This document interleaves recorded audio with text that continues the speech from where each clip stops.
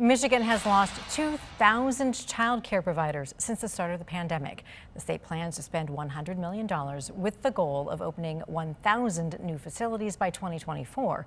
Lieutenant Governor Garland Gilchrist announced the investment at an event in Battle Creek this afternoon.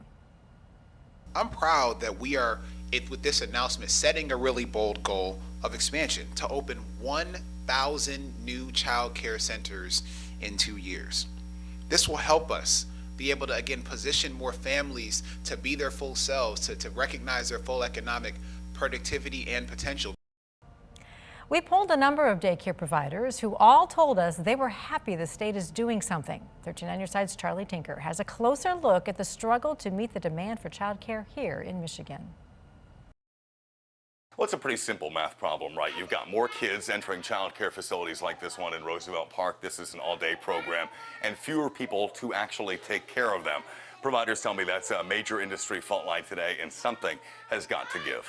I think that it's necessary for teachers and educators to be in Lansing and having a voice. If she weren't already pulling 60-plus hour weeks, Jessa Kelly says she'd be in Lansing. So that we can get the things that we actually need. Schooling state lawmakers on the stark realities of the child care industry in 2022. We are just really hoping these new bills coming out or some sort of help is going to come in. Jessa and her mom together run Explorers Learning Center out of this Roosevelt Park office space.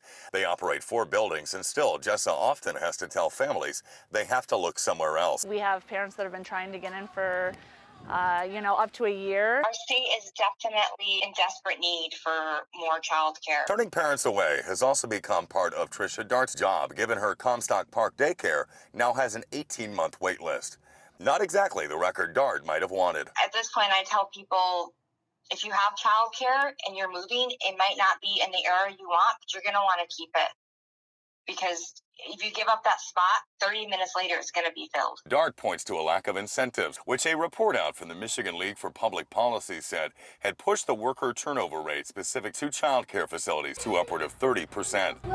The report's authors pinned the bulk of the blame for that. Pay them appropriately while they're doing this fantastically hard job. Jessa says payroll has surged around 30% since the preschool bumped up to $15 an hour starting pay and rolled out a company health care plan to entice new hires, yet still isn't getting enough interest to fill all of its openings. We have to find a way to match what the school systems are doing. So we've done that. We've been doing everything that we can to continue to stay open so that we didn't become another child care center that closed up. In Muskegon County, Charlie Tinker, 13 on Your Side.